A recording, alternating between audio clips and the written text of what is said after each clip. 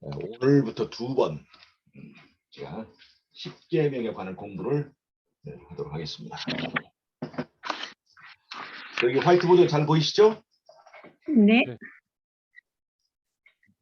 네. 10계명. 이 10계명이요. 우리가 이제 성경을 압축하면 모세 5경으로 압축할 수 있다고 그러죠. 그 다음에 모세 5경을 압축하면 이 10계명으로 압축을 할 수 있습니다. 10계명을 압축하면 첫 번째 계명, 나 외에 다른 신을 섬기지 말라. 그걸로 압축할 수 있어요. 오늘은 성경의 핵심 중에 핵심인 이 10계명 속에 들어있는 복음을 우리가 한번 공부해 보겠습니다. 10계명이 왜 10계명이냐? 뭐 7계명도 있고 12계명도 있고 그렇게 할 수도 있는데 왜 10계명이냐? 이것을 뭐 저는 이런 생각을 할 수 있는데 이 속에도 굉장히 큰 의미가 있습니다. 오늘 그것들을 좀 공부하겠습니다.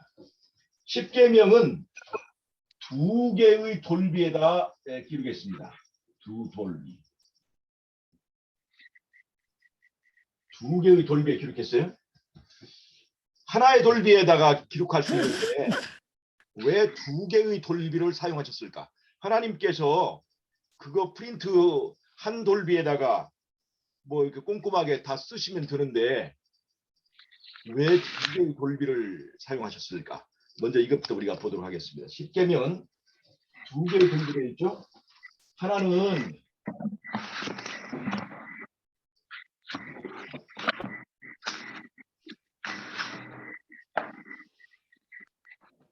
하나님께 대한 계명. 네, 하나는 여기 사람 나를 중심으로 보면 나와 하나님과의 관계. 또 이쪽은 나와 사람과의 관계. 그래서 하나의 돌비는 하나님을 상징하고 하나의 돌비는 사람을 상징합니다. 그런데 이 두 돌비는 합해져서 하나의 언약을 이룹니다. 이 두 돌비가 두 돌비가 이 2개의 돌비, 2개의 객체가 합해져서 하나의 언약을 이룹니다. 이 자체가 구원의 그 원리를 설명하고 있는데 우리가 10계명을 담은 그 궤를 뭐라고 부르죠? 언약궤라고 부르죠. 10계명은 언약입니다. 언약은 누구와 누구와의 언약이에요? 하나님과 사람과의 언약이에요. 언약은 하나님과 사람이 합하여서 하나가 된다는 뜻이에요. 언약이란 말은. 이 10계명이 왜 2개의 돌비로 되어 있느냐? 이 2개의 객체가 합하여서 한 몸을 이룬다는 원리를 나타내고 있습니다. 이 10계명의 언약 사상이 2개의 몸이 합하여서 하나의 한 몸을 이룬다. 그것이 언약이고 그것이 구원이에요. 하나님과 내가 둘이 하나가 되었다. 그 상태가 구원이라는 겁니다. 그것이 가장 잘 구현된 실체가 뭐냐? 그것이 바로 성육신입니다. 성육신은 예수님 안에 신성과 인성이 완벽하게 결합되어서 한 몸을 이루었습니다. 하나님과 사람의 결합, 그것이 바로 예수님의 성육신이에요. 그 다음에 이 성육신 말고 하나님과 사람의 언약이 10계명 중에서 가장 잘 표현된 것이 어디냐면 그것이 바로 안식일 계명입니다. 안식일 계명. 안식일을 무엇의 표징이라고 봐요? 하나님과 사람의 언약의 표징이라고 보는 거예요. 언약의 표징. 자, 제7일이라고 할 때 7이라고 하는 숫자는 6 더하기 1이죠. 이때 6은 사람을 말하고 1은 하나님을 말합니다. 즉 7이라고 하는 숫자는요. 7이라고 하는 숫자는 1이 대표하는 하나님과 6이 상징하고 있는 그 하나님, 이 하나님이 결합을 해서 7이라고 하는 언약의 숫자를 만들어냅니다. 7은 이게 언약의 숫자인데 십계명에서 7번째 계명이 어떤 계명인 줄 아세요? 십계명에서 7번째 계명은 간음하지 말지니라. 그게 그 계명이에요. 그 계명은 남편과 아내의 언약 관계를 보호하기 위한 계명입니다.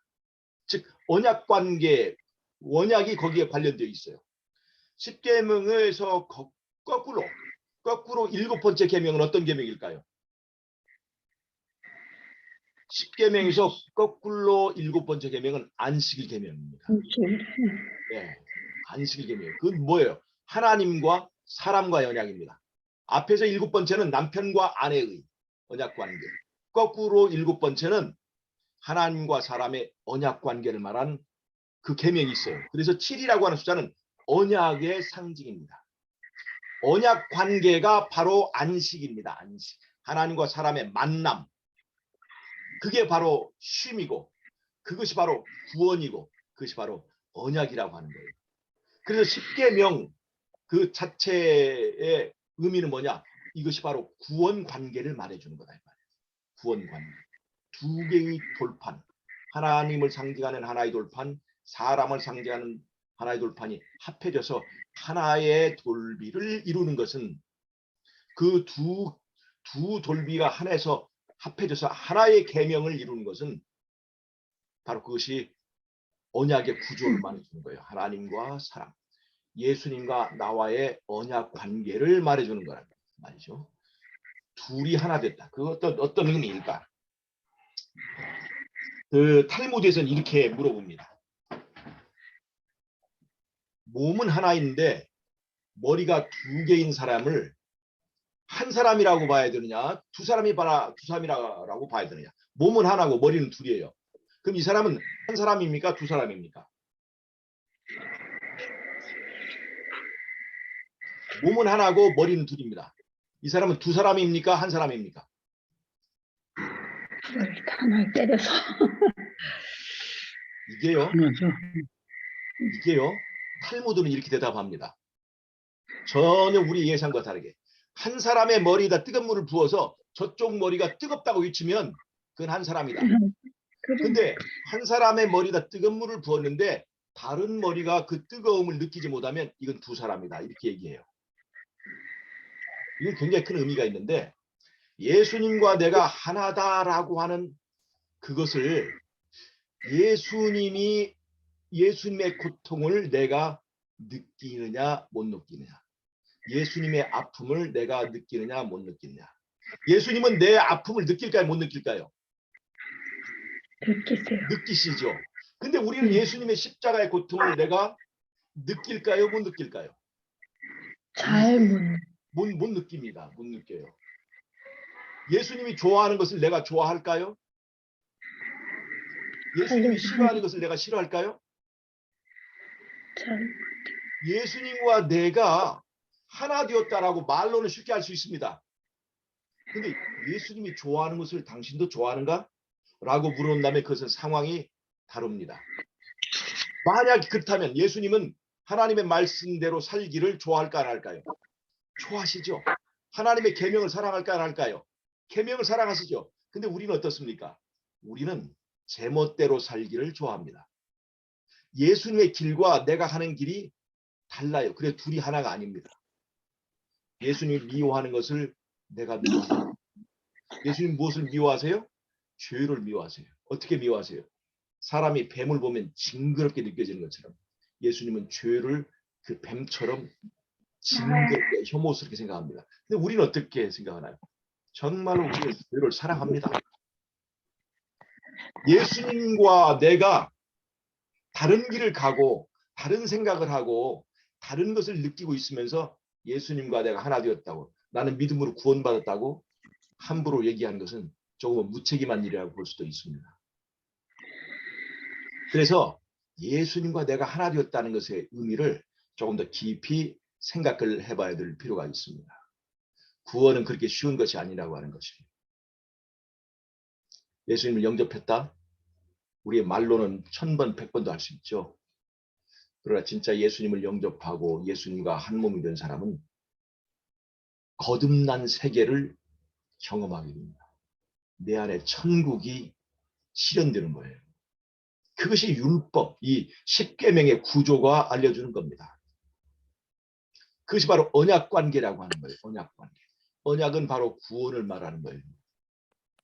십계명의 구조 자체가 얘기해주고 바로 안식일이 바로 그 둘이 하나 되는 것의 사상을 가장 잘 대변하기 때문에 그것을 언약의 표징이라고 하는 거예요. 십계명 자체가 언약이고요. 그 언약의 이 구속의 경륜적 가치, 인간 구원의 원리를 가장 잘 표현해주고 있는 것이 바로 안식일 사상이라는 겁니다. 자, 그럼 제가 이제 오늘부터 십계명 속에 어떤 복음들이 숨겨져 있는가 하는 것을 제가 이제 구체적으로 이제 한번 보도록 하겠습니다. 여러분, 십계명의 한쪽 돌비에는 하나님과 나와의 관계를 규율하는 그런 규범들이 있어요. 4개의 계명이 있죠. 4개의 계명이 있습니다. 자, 4개의 계명이 있는데 4개의 계명을 전부 통합하는 그 계명이 뭐냐면 첫 번째 계명이에요. 나 외에 다른 신을 섬기지 말라 하는 이 계명이에요. 이 계명이 에덴 동산에 어디에 있었느냐? 동산 중앙에 있는 선악과 나무가 이것을 상징하고 있었습니다. 나 외에 다른 신을 섬기지 말라. 그런데 이 십계명의 첫 번째 계명은 그 다음에 오는 3개의 계명을 포함하는 계명이에요. 나 외에 다른 신을 섬기지 말라는 계명은 하나님의 형상을 그리고 섬기기 위해서 형상을 만들거나 그 앞에 경배하지 말라고 하는 우상 숭배 금지를 말하는 것입니다. 나 외에 다른 신을 섬기지 말라는 것은 또 이 나 외에 다른 신을 섬기지 말라고 하는 것은 여호와의 이름을 망령되어 일컫지 말라는 그것을 말하는 거예요. 나 외에 다른 신을 섬기지 말라고 하는 것은 안식일을 기억하여 거룩히 지키라고 하는 것입니다. 이런 구조가 있어요. 그래서 첫 번째 계명은 나머지 3 계명을 포괄하고 있습니다. 포괄. 그래서 다른 말로 하면 안식일 계명에 손대는 것은 첫 번째 계명에 손대는 거예요. 나 외에 다른 신을 섬기지 말라는 그 계명을 손대는 겁니다. 이 계명의 그런 구조적 그 관계 때문에 이 안식일 계명 함부로 변기하고 손대는 것은 바로 하나님의 보좌에 손대는 거랑 똑같이 볼 수 있습니다. 자, 그럼 보겠습니다. 이 4개의 계명은 하나님의 삼위일체적 형상을 나타납니다. 첫 번째 계명은 통합적, 포괄적 계명입니다. 나 외에 다른 신을 섬기지 말라. 자, 이제 두 번째 계명은 어떤 것을 말하는지 봅시다. 두 번째 계명은요. 우상을 만들거나 그 앞에 절하지 말라 그런 얘기예요. 이것의 사상은 뭐냐? 하나님은 영이시니 영이신 하나님을 형상적으로 예배하지 말라는 얘기입니다. 하나님은 영이시니 신령과 진정으로 예배하고 형상을 그리거나 만들거나 그 앞에 절하지 말라는 얘기입니다. 다른 말로 하면 두 번째 계명의 주제는 뭐냐면 하나님은 영이시다. 하나님은 영이시다는 얘기예요. 하나님은 영이시다. 이게 요한복음 4장 24절에 그런 말씀이 있습니다. 하나님은 영이시니 신령과 진정으로 예배할지니라 그렇게 얘기했어요. 요한복음 4장 24절에 그 말씀이 있습니다. 하나님은 영이시니 신령과 진정으로 예배할지니라. 그것이 둘째 계명의 핵심 사상입니다.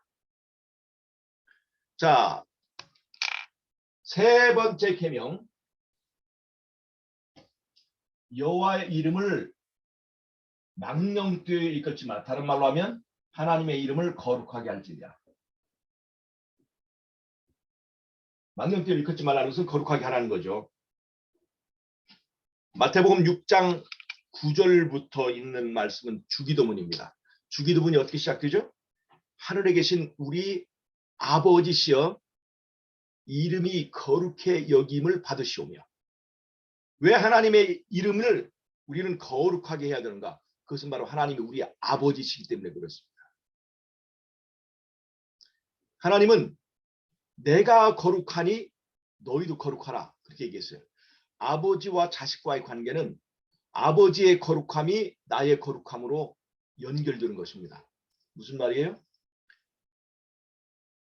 부모가 소면 그 새끼는 똑같은 소인 송아지가 되는 거예요. 부모가 개면 그 새끼는 강아지가 되는 것입니다. 부모가 사람이면 그 새끼도 사람입니다. 우리의 부모이신 하나님이 거룩하시기 때문에 우리가 거룩한 백성이 되는 거예요. 내가 거룩하니 너희도 거룩하라. 그는 우리가 부모와 자식 간의 관계에 있다. 그 거룩함의 유전적 관계에 있다는 것을 보여주는 것입니다. 즉 그래서 세 번째 계명의 사상은 뭐냐면 하나님은 아버지시다 하는 거예요. 아버지시다. 하나님은 아버지시다. 아버지는 자식과 혈통적 관계, 유전적 관계 있죠. 하나님은 영적인 우리 아버지로서 그의 거룩함이 우리와 우리에게 유전되게 하시는 그런 분이시라는 것을 말하는 겁니다. 자, 네 번째 계명, 안식일 계명이죠. 네 번째 계명, 안식일 계명입니다. 안식일은요. 출애굽기 31장 13절부터 있는 말씀을 보면 안식일은 너와 나 사이의 언약의 표징이다. 그렇게 얘기했어요. 출애굽기 31장 13절 16절까지 보면 너 이스라엘과 나 사이의 언약의 표징이다. 그렇게 얘기했어요. 그런 것을 말하는 것이 에스겔서에도 있고 에스겔 12장 12절 20장 12절 이렇게 다 있죠. 20장 10절 20장 20절. 이 언약 관계는 어떤 관계냐면 아버지와 나는 혈통 관계, 유전적 관계지만 언약 관계는 남편과 아내의 관계입니다. 남편과 아내. 둘이 떨어진 객체가 사랑으로 하나가 되는 관계, 그것을 언약 관계라고 해요. 그걸 부부관계입니다.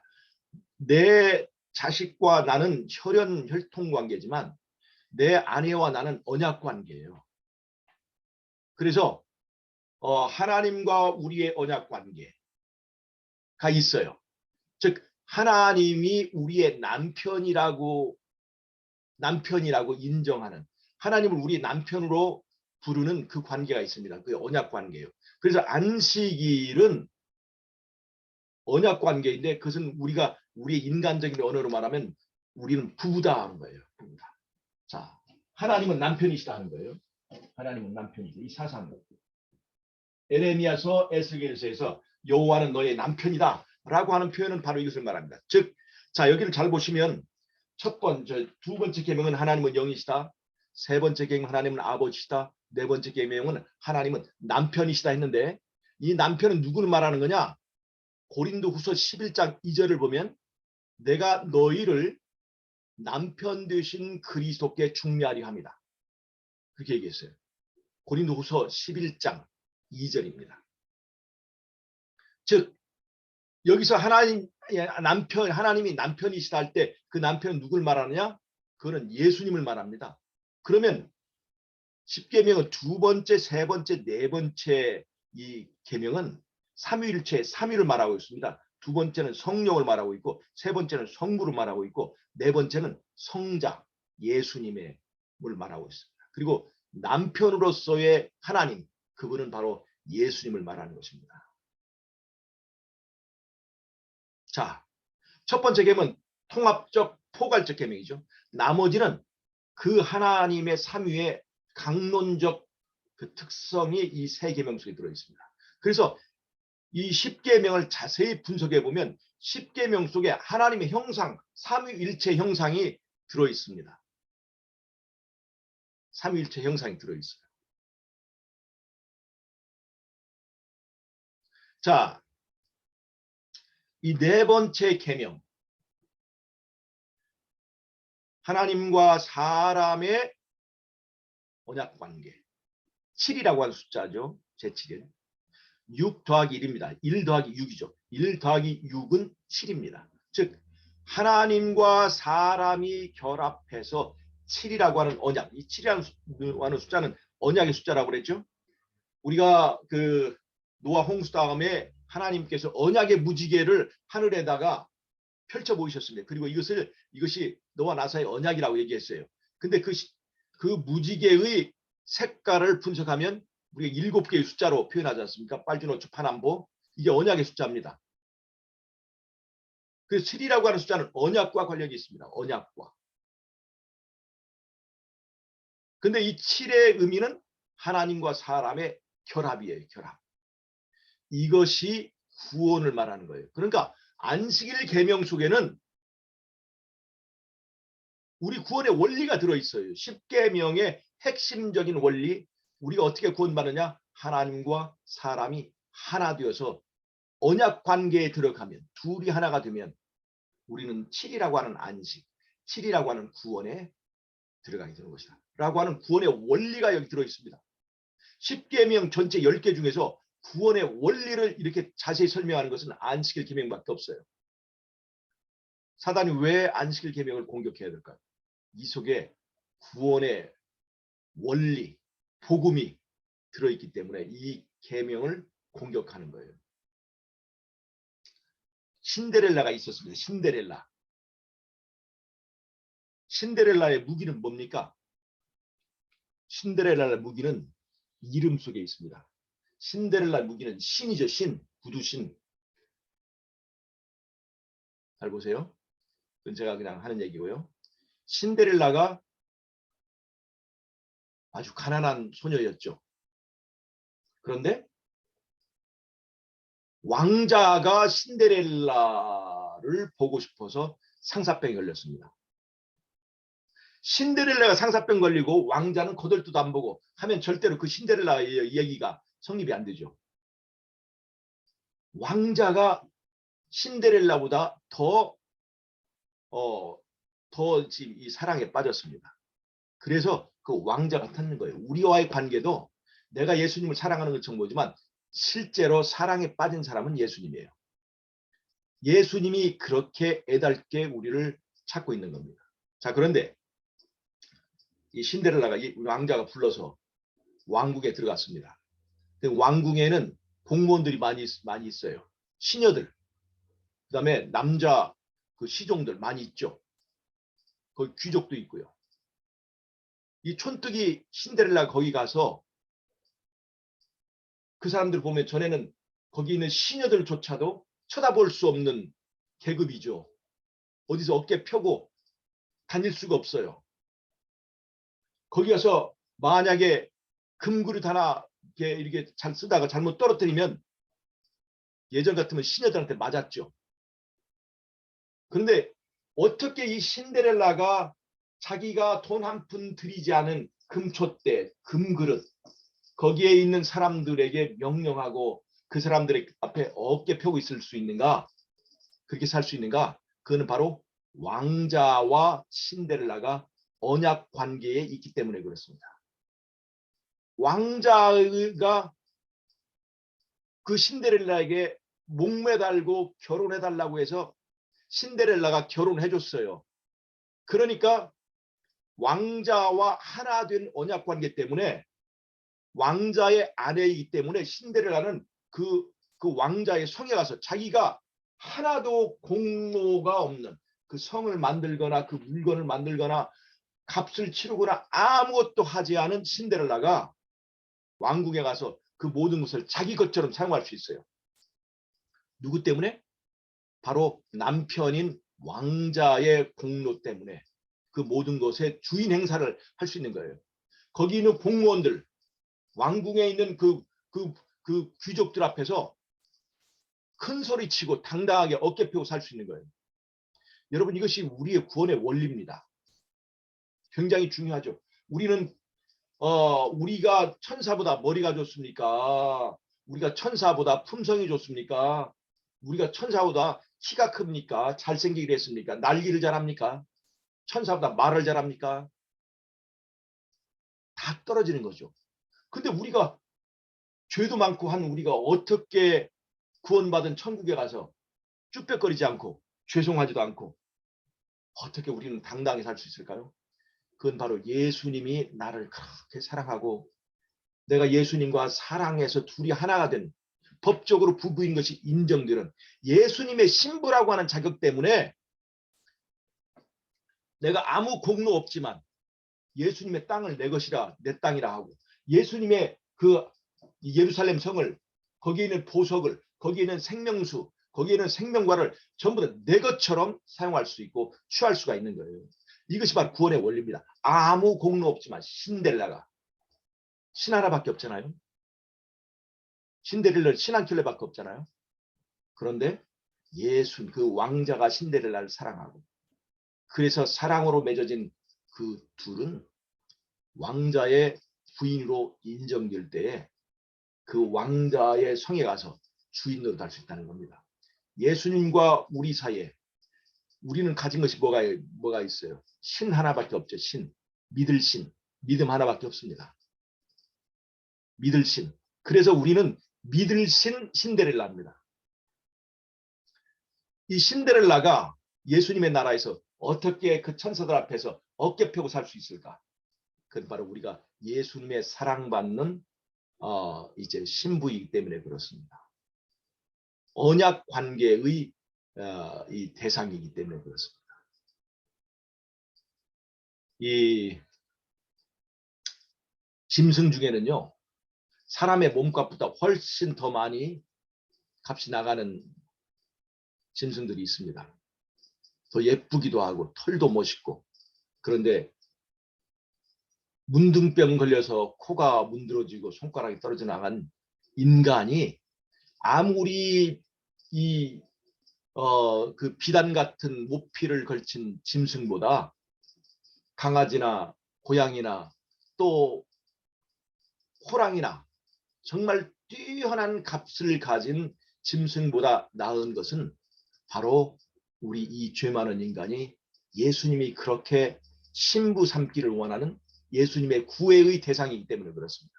내가 예수님을 사랑하는 그 죽고리만한 사랑보다 예수님이 나에 대하여 미쳐있는 그 사랑이 훨씬 큽니다. 그 예수님의 사랑에 반응해서 하늘나라에 간 사람들은 천사들 앞에서 어깨 펴고 살 수가 있습니다. 이것이 바로 구원의 원리입니다. 안식일 계명 속에는 바로 그것이 들어있어요. 우리가 어떻게 구원받을 수 있을 것인가? 예수님과 내가 남편과 아내로 둘이 사랑하여 한 몸을 이루는 것입니다. 이렇게 둘이 사랑하여 한 몸을 이룬 사람은 예수님인 어린 양이 어디로 이끌든지 따라가는 사람입니다. 예수님이 가는 길이 있고 내가 가는 길이 있고 이렇게 가는 것은 한 몸이 아니죠. 언약 관계에 있는 사람들이 아닙니다. 그래서 계시록 14장 1절에서 5절까지 나오는 14만 4천 어린 양이 어디로 이끌리지 따라가는 그 사람들, 그들에겐 지금 엄청난 환란이 닥쳐왔죠. 엄청난 시련이 닥쳐왔습니다. 세상 모든 사람이 다 죽이려고 하죠. 그런데도 이 예수님의 신부인 이 14만 4천은 남편만 따라갑니다. 그래서 이 사람들을 소중하게 생각하는 거예요. 예수님이. 자, 이것이 십계명 속에 들어있는 복음의 구조입니다. 그리고 그것은 첫째 계명에서 넷째 계명까지 보여주는 것은 하나님의 삼위일체의 형상을 보여줍니다. 하나님이 어떤 하나님이에요?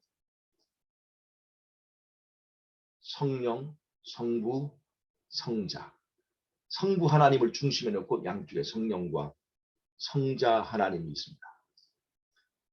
이렇게 비슷한 하나님 구조가 어디냐면 아브라함의 하나님, 이삭의 하나님, 야곱의 하나님의 표현 속에 있습니다. 아브라함은 성부 하나님의 입장을 대변하고, 이삭은 성자, 독생자 예수님을 상징하고, 야곱은 성령을 상징합니다. 왜? 야곱은 어머니 뱃속에 있을 때 쌍둥이였습니다. 에서와. 한 어머니 속에, 한 뱃속에 두 형제가 있어서 쌍둥이 있어 둘이 싸워요. 그것은 바로 우리 안에서 있는 두 개의 싸우는 대쟁투의 주체를 말합니다. 하나는 성령과 하나는 육체의 본능이 싸우는 거예요. 우리를 하나님의 백성으로 만들게 하는 것은 이 성령이 우리의 육체의 본성을 이기게 했을 때 우리는 하나님의 백성으로 인정되기 때문에 이 야곱의 하나님은 바로 성령 하나님의 특성을 보여주는 것입니다. 그래서 야곱의 이름이 뭐예요? 이스라엘이죠. 이기는 자입니다. 그래서 싸움이 어디에 있느냐? 우리 안에 있습니다. 대쟁투. 우리 안에 있어요. 우리는 무엇을 이겨야 되냐? 우리 안에 있는 죄의 속성을 이겨야 돼요. 우리 안에 있는 죄와 싸움에서 이겨야 됩니다. 그래서 야곱은 이기는 자가 되었습니다. 이스라엘이라는 것이 바로 이기는 자라는 뜻이죠. 이기는 자.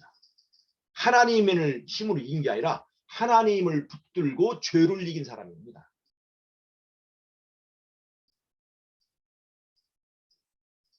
그런 삼위일체 형상이 바로 십계명 속에 들어 있습니다.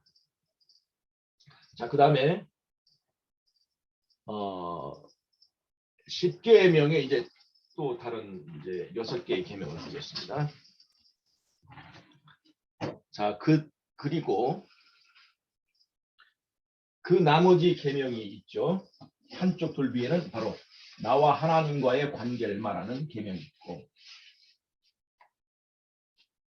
또 한쪽에는 나와 사람과의 관계를 말하는 사람에 관한 계명이 있습니다. 자, 이것이 5, 6, 7, 8, 9, 10 이렇게 6개가 있어요. 사람과 사람을 말하는 계명이 왜 6개일까요? 왜? 그래서 여기서 사람의 숫자를 6으로 보는 것입니다. 왜? 6 플러스 1이 제가 7이라고 할 때 6을 사람이라고 했잖아요. 사람은 6과 관련이 있습니다. 그래서 사람에 관한 계명도 6개가 되어 있어요. 자, 왜 6인가 볼까요? 이 아담과 하와 사람을 만드신 그 날도 6번째 날입니다. 6번째 날이에요. 6번째 날. 자, 그 다음에 얘기는 이것은 성경에 있는 어떤 원리나 계명이나 교리나 그건 아무 상관이 없어요. 이건 제 추측입니다. 6번째 날에 만드는데 아담을 몇 시쯤 만들었을까? 이건 제 생각입니다. 아담은 제6시에 만들었습니다. 제6시에. 제6시는 우리들의 시간으로 말하면 12시입니다. 12시. 12시는 조명이 가장 밝을 때입니다. 조명이 가장 밝을 때. 즉, 이 하나님의 창조의 가장 주인공이 되는 사람은 아담이에요. 아담. 그런데 이 주인공이 등장하기 위해서 모든 것이 다 세팅이 이루어졌습니다. 이제 주인공이 등장할 시간입니다. 주인공이 등장할 때는 조명이 제일 밝아요. 그래서 아담이 등장하는 시간은 6시라고, 저는 이건 제 개인 생각이에요. 안 믿을 상관없어요. 그래서 아담이 태어난 시간은 6시입니다. 그러면 하와가 태어난 시간은 몇 시일까? 하와가 태어난 것은 제9시입니다. 제9시. 왜 9시라고 생각해요? 9시는 오늘날로 말하면 오후 3시입니다. 오후 3시. 이 오후 3시가 그 날 중에서 가장 따뜻한 시간입니다. 가장 따뜻한 시간이에요. 가장 따뜻한 시간은 제6시가 아니고 제9시입니다.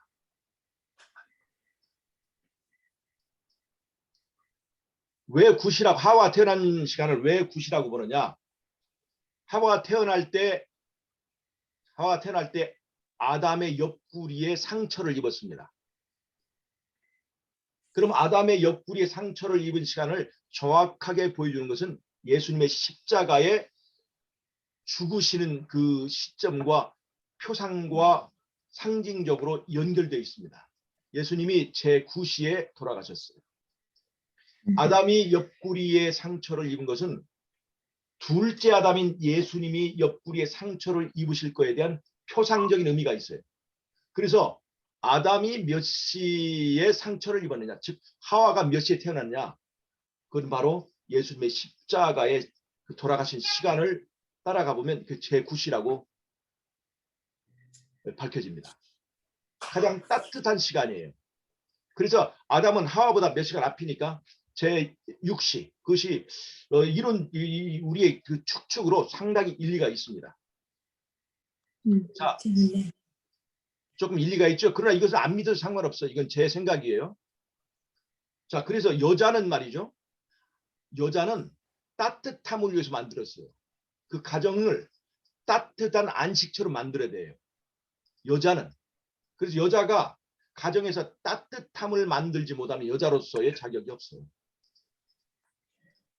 여자는 남자의 안식처거든요. 그게. 그 남자의 안식처예요. 그래서 따뜻함을 위해서 만들었어요. 그래서 제3시에 만드는 겁니다.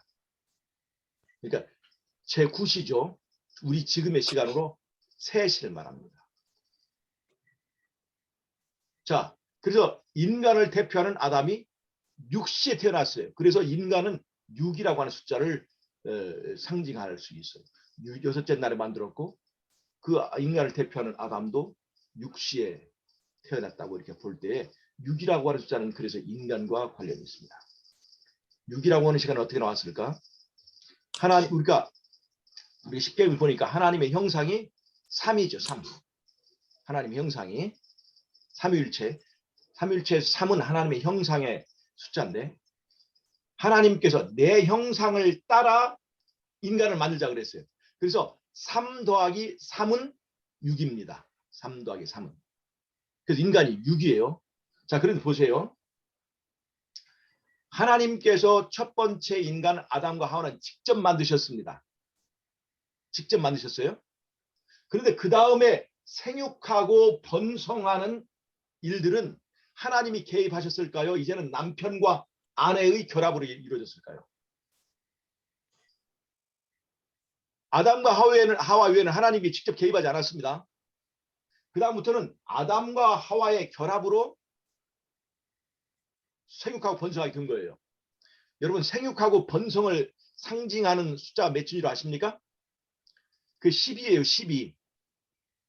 12제자, 12지파. 12는 어떻게 만들어집니까? 남자가 말하는 6, 남자가 6이죠. 여자도 6이죠. 6과 6을 합치면 12가 나와요. 그래서 그게 생육하고 번성하는 숫자입니다.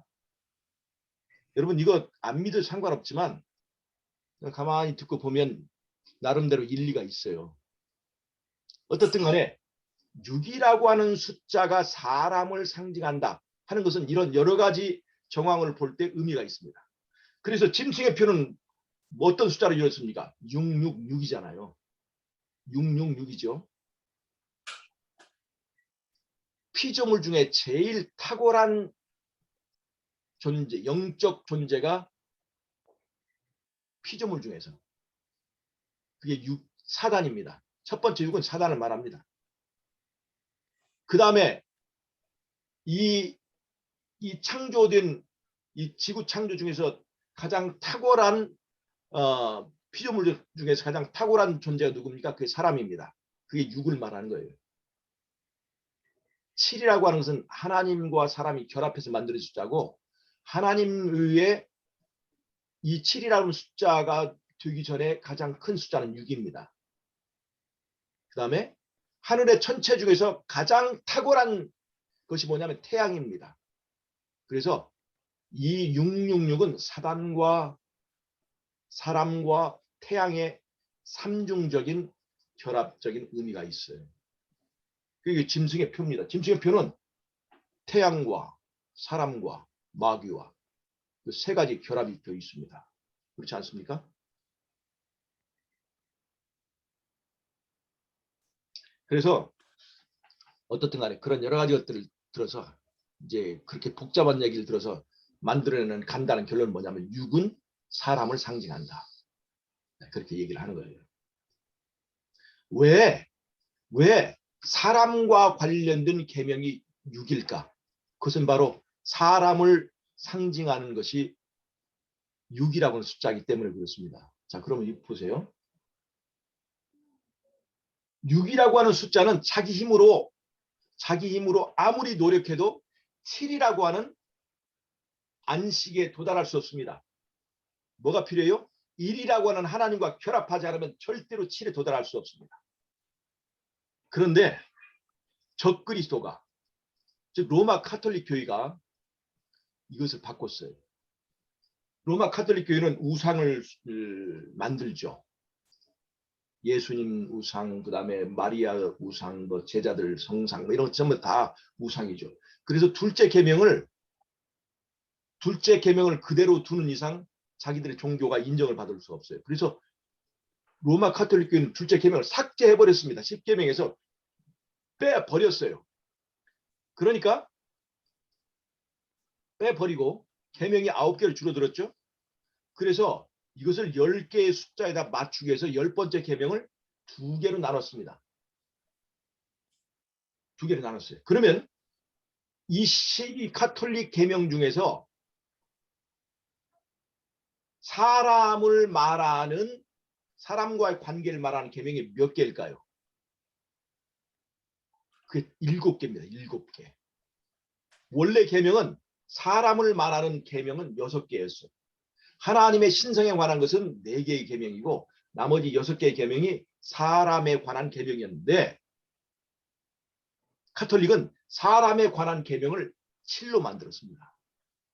즉 이 10계명의 원래의 뜻은 6이라고 하는 숫자는 절대로 스스로 7이 될 수 없고 하나님과 결합함을 통해서 7이라고 하는 구원에 이를 수 있는데 카톨릭은 사람 혼자, 사람만으로 7개의 숫자를 만들었어요. 즉 이 말은 무슨 말이냐면 사람의 힘으로 7이라고 하는 구원에 도달할 수 있다는 바로 율법주의 사상. 사람이 만든 교의를 숭상하고 사람인 교황을 숭배하고 신부를 숭배하고 사람 중심 사상이 바로 카톨릭 교회의 변개된 그 계명 속에 들어 있습니다. 즉 사람은 절대로 스스로 7이 아닌 6에 이를 뿐인데 그래서 1이라고 하는 하나님과 결합해야만 7에 이를 수 있는데 카톨릭 계명은 사람 계명만으로도 7이 됐어요. 이것은 뭐냐면 사람이 하나님과 결합하지 않고도 믿음이 없이도 사람의 힘으로 7이라고 하는 구원에 이를 수 있다고 하는 그런 엄청난 대쟁주적 의미를 거기다 불어넣은 거예요. 사실 알고 보면 예수님과 사단과의 싸움에는 그냥 거저든 것이 없습니다. 그냥 거저든 것이 없어요. 이 사단의 앞잡이인 이 적그리스도의 교회에서 이 사람과 사람 사이의 계명을 7개로 만든 것은 바로 카톨릭주의의 사상을 잘 대변하고 있는 것입니다.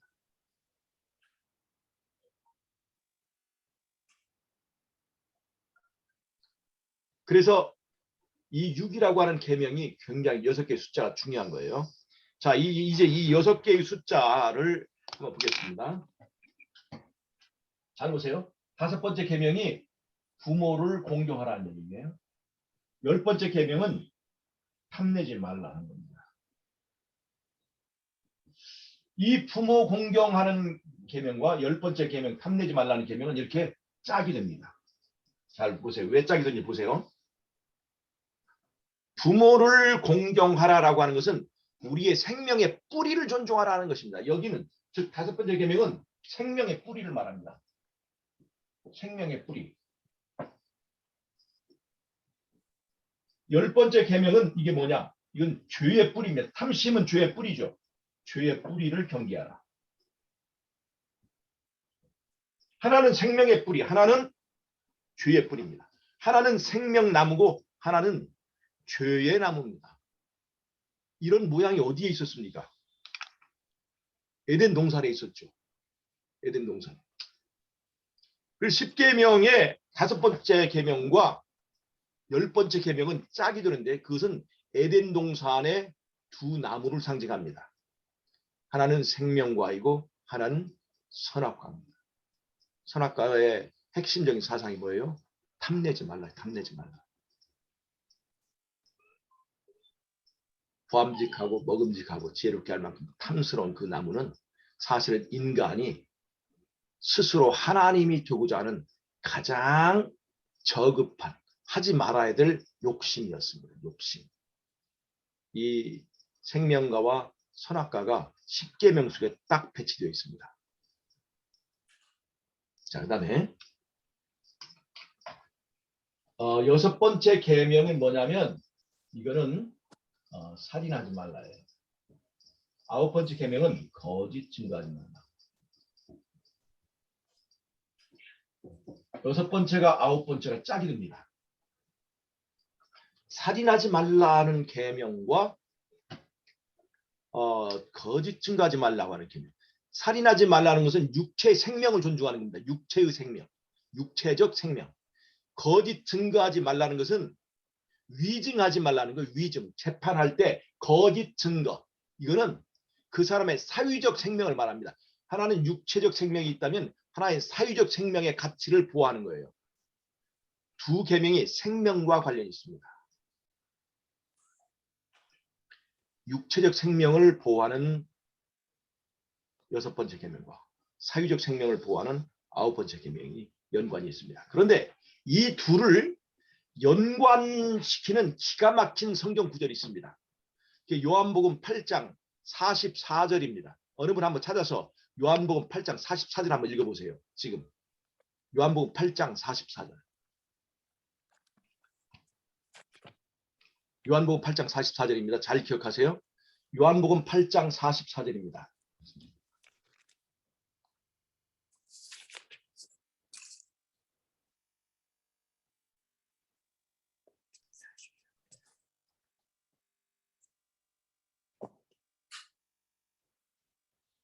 자, 찾으시면 한번 읽어보세요.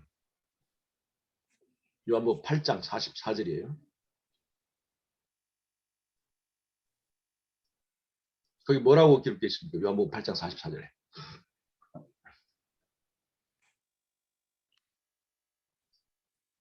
어찌하여 이거요? 요한복음 8장 44절. 그러니까 8장 43절. 어찌하여 내 말을 44절. 44절. 예. 너희는 너희 아비 마귀에게서 났으니 너희 아비의 욕심대로 너희도 행하고자 하느니라. 예. 그는 처음부터 살인한 자요. 처음부터 살인한 자요. 살인자요. 그 다음에 진리가 그 속에 없으므로 진리에서 서지 못하고 거짓을 말할 때마다 제 것으로 말하나니 이는 그가 거짓말쟁이요 거짓의 아비가 되었습니다. 자, 잘 보세요. 사단의 여러 가지 나쁜 특성 중에 여러 가지가 있겠죠. 근데 지금 여기서 지금 사단의 특성을 두 가지를 얘기했습니다. 그게 뭐예요? 처음에 살인한 자요. 또 하나는 거짓의 아비라고 그랬죠. 왜 이 두 가지를 여기다 얘기했을까? 잘 보세요. 사단이 처음부터 살인했다고 그랬죠. 그럼 사단이 우리 인간의 역사에서 사단이 처음으로 살인한 그 대상이 누굽니까?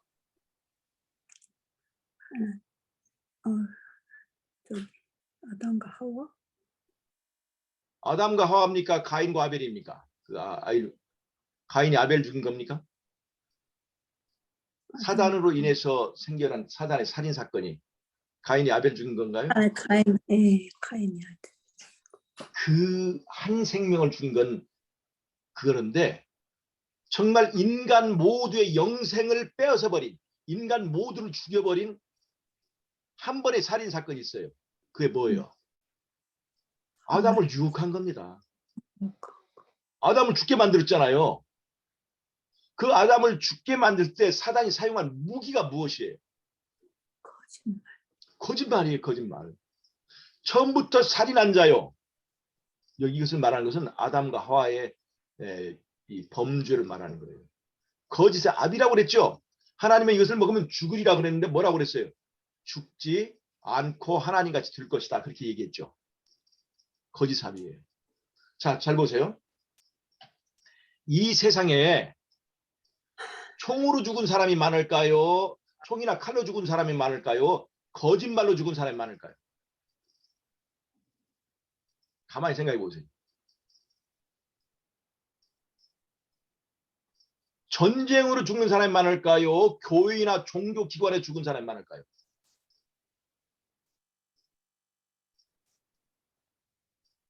이 교회가 말이죠. 종교가 사실은 사람을 구원한다고 하면서 그 거짓말로 사람을 다 죽여버립니다. 영생을 박탈시키는 일을 합니다. 이 거짓말은 참으로 무서운 거예요. 거짓 진리. 사단이 사람을 죽이기 위해서 가장 많이 가장 유용하게 사용하는 것이 바로 이 거짓말입니다.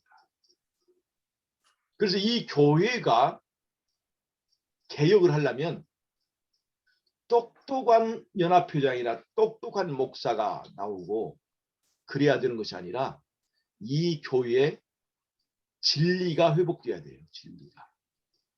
그 진리가 사람을 살리는 겁니다. 말씀이 회복돼야 되는 거예요. 그래서 6번째 계명과 9번째 계명은 짝이 됩니다. 이해가 되세요? 자, 5번째와 10번째는 에덴 동산의 생명과 선악과를 말합니다. 에덴의 형상을 보여주는 거예요.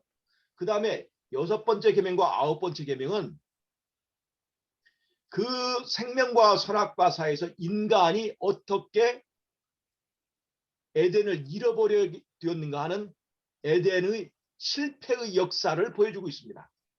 인간이 에덴을 구원을 잃어버린 낙원을 잃어버리게 된 분명한 원인을 설명하고 있어요. 이 6번째와 9번째 짝이. 이해하시겠어요? 자, 그 다음에 7번째와 8번째 짝입니다. 7번째는 간음하지 말라는 얘기고요. 8번째는 도적질하지 말라. 이것이 어떤 관계가 있는가?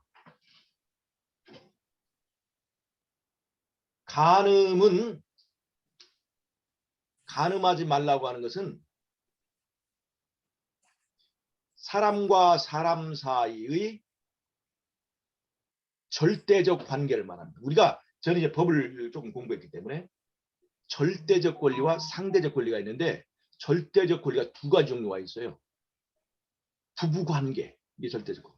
그다음에 사람이 물건에 대한 지배권, 물권. 이것이 2가지가 절대적 권리인데 이건 이제 법률을 공부하는 그걸 이해하는 사람들이 알 수 있는 얘기예요. 민법적 권리 중에서 대인적 절대권, 부부관계, 대물적 절대권, 이 물권입니다. 그 외에 상대적 권리를 채권이라고 하는 거예요. 예를 들자면 채권은 내가 그림 하나를 그려주기로 하고 100만 원을 받았습니다. 근데 내가 그림을 그려주지 않았어요. 그러면 그 사람이 내 손가락을 확 쥐어잡고 그림을 그리게 강제하지 못합니다. 다만 나에게 그림을 그려달라고 재판을 걸거나 손해배상을 청구해서 간접적으로 압박을 할 뿐이죠.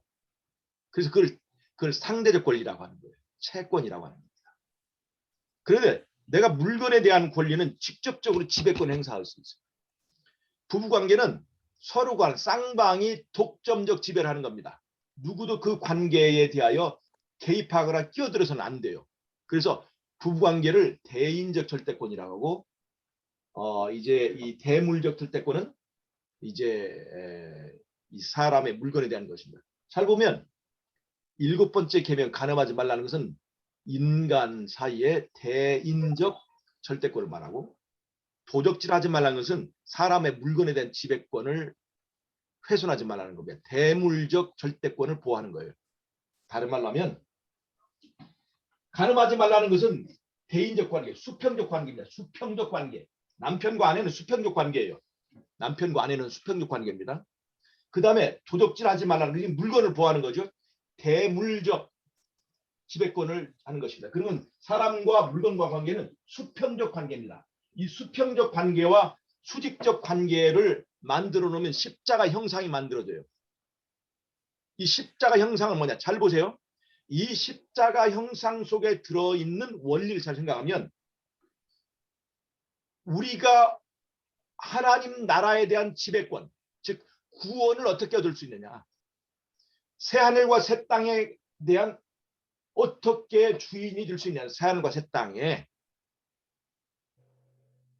새하늘과 새 땅을 어떻게 소유하고 거기서 그것을 지배하는 지배자, 주인이 될 수 있을 것인가? 다른 말로 하면 내가 어떻게 새하늘과 새 땅을 소유하게 되고 거기서 영생을 누릴 수 있을 것인가 하는 것은 사람이 새하늘과 새 땅에 대한 지배권을 말합니다. 근데 이 지배권을 어떻게 얻을 수 있냐면 예수님과 나의 수평적 관계, 언약 관계를 통해서 얻어집니다. 즉 나와 예수님이 수평적 관계, 예수님과 내가 남편과 아내로서의 언약 관계에 들어가면 예수님 남편의 공로로 만들어진 그 새하늘과 새 땅을 내가 그의 아내가 되었다고 하는 수평적 언약 관계 때문에 수직적 지배권을 얻게 되는 것이에요. 자, 이해가 되세요 안 되세요? 이 문제. 예수님과 내가 수평적 언약 관계, 남편과 아내로서의 대인적, 인적 관계를 맺으면 새하늘과 새 땅에 대한 수직적 지배권을 얻게 됩니다. 이것이 십자가 형상과 같아요. 즉 7번째와 8번째의 계명의 짝은 인간이 어떻게 구원받을 수 있느냐, 인간이 어떻게 새하늘과 새 땅을 지배하는 주인이 될 수가 있느냐, 그거는 내 공로가 아니라 내 남편의 공로를 통해서 그 대인적 관계를 통해서 대물적 지배권을 얻게 된다는 것을 말해주고 있는, 알고 보면 신비한 구원의 원리를 설명해 준다는 거예요. 맞습니까? 예. 십계명 속에 인간이 구원받고 인간의 공로가 아니라 어떻게 예수님을 통해서 우리가 구원받는 원리를 말해주고 있다는 거예요. 즉 5번째부터 10번째까지 있는 6개의 계명은 3개의 쌍을 말하는데 하나는 에덴 동산의 모양을 보여줘요. 생명과와 선악과를 중심으로. 그 생명과 선악과를 중심으로 인간이 어떻게 타락했는가 하는 그 이야기를, 창세기 얘기를 보여주고, 그리고 7번째와 8번째에서 창세기 3장에서 말하고 있는 구원의 원리를 설명해 주고 있습니다. 창세기 3장 15절에 여자의 아들을 통해서 구원해 주겠다고 했잖아요.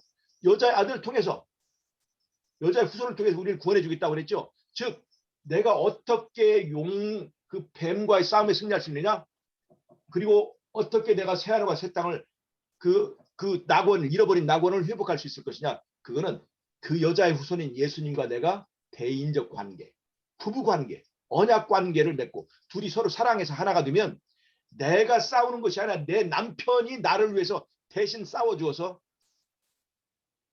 나를 지금 노예로 잡고 있는 그 뱀의 머리를 깨뜨려 볼 것이다 하는 거예요. 그래서 내가 에덴에 대한 수직적 지배권을 얻게 준다는 것입니다. 그러니까 십계명 속에 지금 뭐가 들어있는 겁니까? 에덴 동산의 모양이 들어오고 있는 거예요. 에덴 동산에. 에덴의 이야기가 거기 들어있는 거예요. 그리고 그 앞에 있는 4개의 계명은 그 에덴의 주인이 누구냐, 그 에덴을 누가 만들어졌느냐, 앞에 삼위일체 하나님이 바로 그 에덴 동산의 주인이다 하는 걸 보여주고 있습니다. 자, 이해가 되십니까?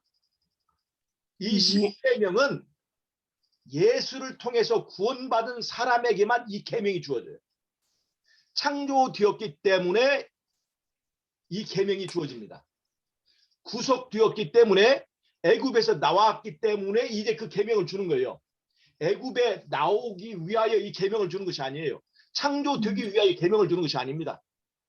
창조되었기 때문에 이 계명을 지키는 거고, 이제 구원받아서 하나님의 백성이 되었으니까 이 계명을 주는 건데, 이 계명은 다시 말하면 에덴 동산에 대한 권리증입니다. 권리증. 자, 그러니까 십계명을 내가 지킨다는 것은 부담입니까? 특권입니까? 특권. 제가 서울대학교에 합격했기 때문에 이제 서울대학교 도서관을 사용할 수 있는 뭐를 줘요? 학생증을 주잖아요. 학생증. 수강을 할 수 있는 학생증을 주잖아요. 그러니까 그 학생증을 받는 것은 특권입니까? 부담입니까? 그건 정말 특권이죠. 이 십계명을 우리에게 주었다는 것은 하나님이 우리에게 너는 이제 하나님의 백성이다라고 하는 것을 말해주는 권리 증서예요. 놀랍지 않습니까? 아멘. 이 십계명은 다른 것을 보면 이게 에덴에 대한 에덴에 대한 그림이 다 있어요. 에덴의 이 그림이 있고 거기에 에덴을 잃어버린 그 내력이 있고 에덴으로 다시 돌아갈 수 있는 그 원리가 거기에 있다는 겁니다. 그러니까 성경을 전부 압축하면 모세오경으로 압축할 수 있고 모세오경을 압축하면 십계명으로 압축할 수 있다는 얘기가 바로 여기 있어요. 이 안에 모든 얘기가 다 들어있어요. 우리가 섬기는 하나님은 어떤 하나님인지, 우리는 우리의 고향이 어디였는지, 우리는 그 낙원을 어떻게 잃어버렸는지, 우리는 어떻게 낙원을 회복할 수 있는지 그 원리가 이 십계명 속에 다 들어있는 거예요. 신기하지 않습니까? 신기합니다. 그래서 이것이 왜 10계명이어야 되느냐? 바로 이 10계명이 있어야 이렇게 우리의 복음, 우리에게 필요한 것을 거기다 다 집어넣을 수 있기 때문에 할 수 있는 거예요. 그 다음에 삼위일체라고 그랬죠? 삼위일체는 셋이지만 하나예요. 그 하나님을 하나의 하나님을 볼 때는 이 계명은 7개라고 볼 수 있어요. 삼위일체는 하나로 본다면 7개의 계명입니다. 7이라고 하는 숫자로 만들죠. 6개의 계명과 삼위일체 하나의 하나님과 합치면 이게 7개의 계명입니다. 언약의 숫자죠. 자, 이 10계명은 이것만으로 끝난 것이 아닙니다. 자, 이 3개의 쌍이 있죠? 이 3개의 쌍. 자, 여기 1, 2, 3, 4 이렇게 있었잖아요. 여기는 하나님은 영이시다. 그 다음에 여기는 하나님은 아버지시다. 여기는 하나님은 남편이시다. 이렇게 얘기를 했잖아요. 자, 그럼 이 3개의 쌍을 봅시다.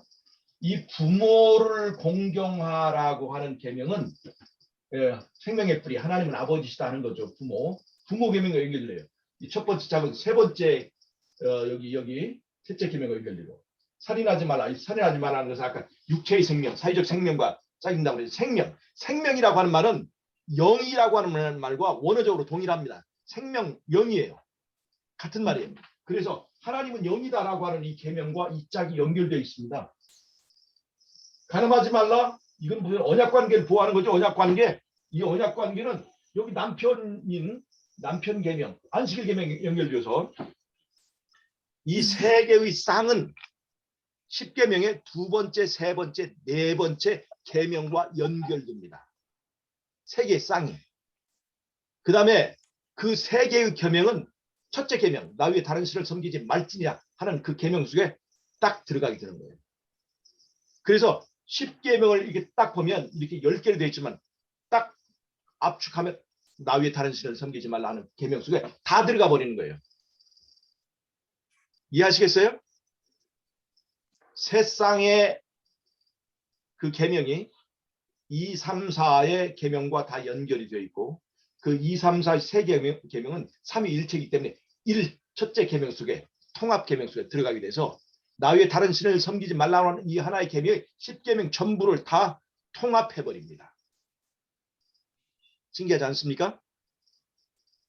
자, 그러면 제가 질문하겠습니다. 여기서 10계명의 계명에 하나를 빼거나 하나를 더하면 제가 이제까지 말했던 10계명 속에 들어있던 신비한 그 무늬가 유지될까요? 다 망가져 버릴까요? 여기다 하나의 계명만 넣더라도 하나의 계명만 뺀다 하더라도 이제까지 말했던 10계명 속에 들어있는 그 신비한 통합적 통일적 구조가 전부 사라져 버립니다. 하나님은 왜 10계명을 이렇게 만드셨을까요? 여러분, 우리가 5만 원짜리 지폐, 한국은 지폐를 잘 만드는 나라인데요. 5만 원짜리 지폐, 만 원짜리 지폐 이렇게 지폐 속에는요. 전부 다 숨은 그림이 들어 있습니다. 그냥 이렇게 보면 안 보이는데 불이나 이렇게 물속에 넣으면 그때서야 선명히 나타나는 숨은 그림이 있습니다. 그 숨은 그림을 왜 거기다 집어넣었을까요? 이 돈을 가지고 프린트, 아주 좋은 프린트로 이렇게 딱 복사를 하면 돈이 복사가 되는데 이 숨은 그림은 복사가 안 돼요. 숨은 그림은. 그래서 위조 방지를 위해서 만든 겁니다. 가짜 돈을 만들지 못하도록 하기 위해서 이 숨은 그림을 넣은 거예요. 하나님이 십계명 속에 왜 이런 정교한 무늬를 집어넣었을까? 모세가 알고 넣었을까요? 모세도 몰랐어요. 이 십계명을 나르고 백성들이 선포한 모세도 이 십계명 속에 이런 그림이 들어있다는 걸 몰랐다는 얘기예요. 아무도 몰랐습니다. 근데 하나님께서 이 정교한 무늬를 집어넣었습니다. 왜 그랬을까요? 손대지 말라고. 손대지 말라고. 인간이 여기다가 1.16이라도 손대지 말라고. 하나만 집어넣어도 이 균형이 다 깨져버립니다. 하나만 집어넣어도.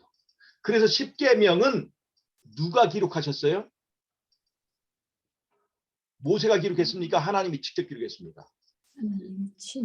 하나님이 직접 기록했어요. 왜 돌비다 기록했어요?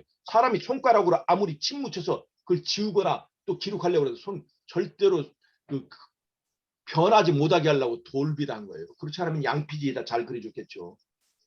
변하지 말라고.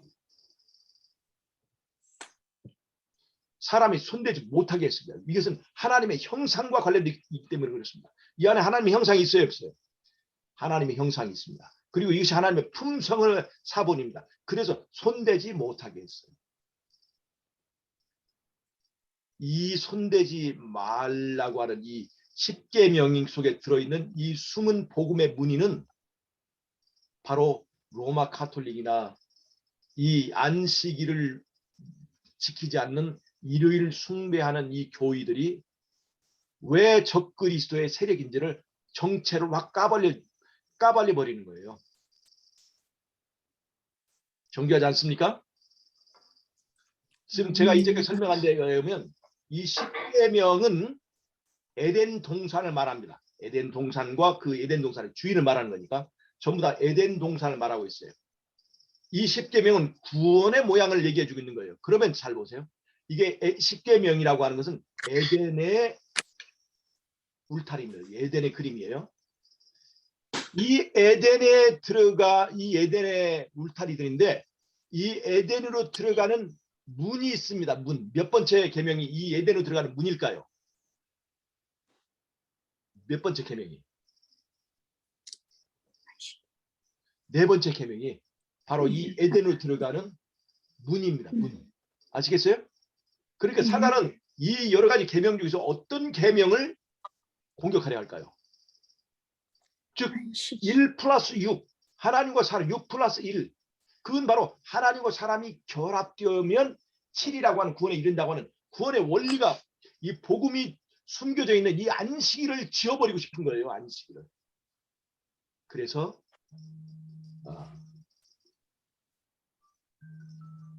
잠깐만요.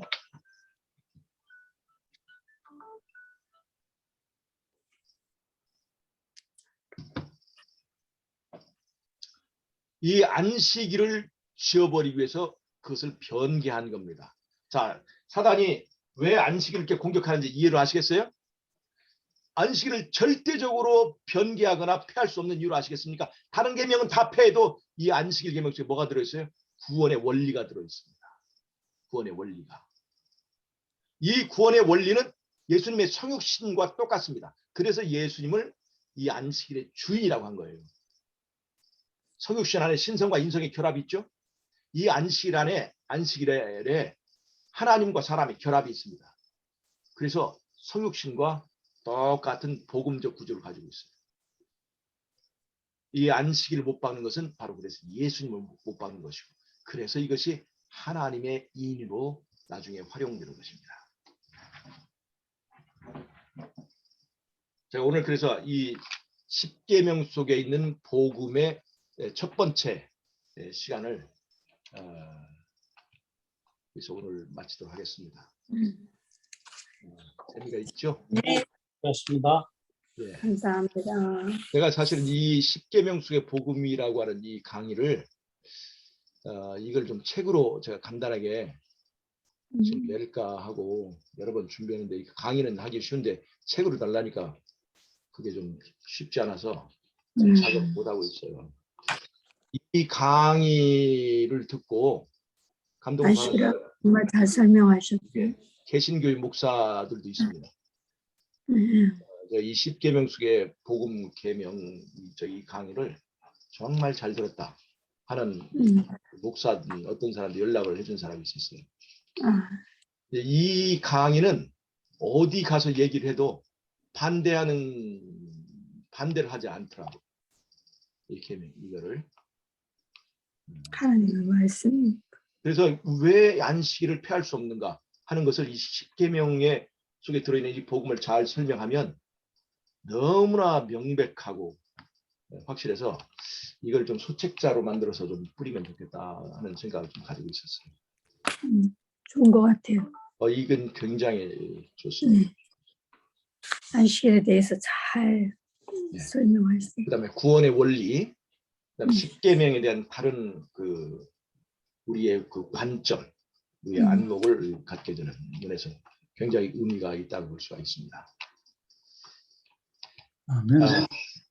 일반 교회에서나 뭐 어디서나 십계명에 대해서 그렇게 심각하게들 다루시는 분들이 없으니까. 예, 이 저기를 해주면 다들 좋아해요. 네. 좋아요. 좋은데요. 소책자 만드세요.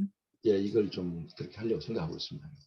제가 좀 작업을 했는데, 막상 또 하려니까 이걸 이게 강의하는 것하고 또 책 만드는 건 또 다르더라고요. 그렇긴 하죠. 하실 거예요. 강의는 강의할 때마다 또 새로운 내용들이 추가되고 막 하니까 이게 뭐 그때그때 떠오른 대로 하는데 이 책을 만드는 거는 쉽지 않더라고요. 이 작업을 잡기만 하고 지금 몇 년째 흘렸는데 이걸 너무 크게 이렇게 막 이렇게 장수가 많게 하지 마시고 소책자로 짧게 하셔 아주 소책자로 이렇게 그냥 쉽게 줄 수 있게 그렇게 하시면 돼요. 그렇게 하려고 지금 생각 중에 있습니다. 좋은 생각입니다. 제가 기도하고 마치겠습니다. 네. 하나님 우리 아버지 오늘 또 우리가 말씀 나눌 수 있도록 도와주셔서 감사합니다. 성령께서 우리의 길을 인도하시고 또 우리가 말씀 안에 있을 수 있도록 도와주시옵소서. 예수님의 이름으로 기도합니다. 아멘. 네, 감사합니다.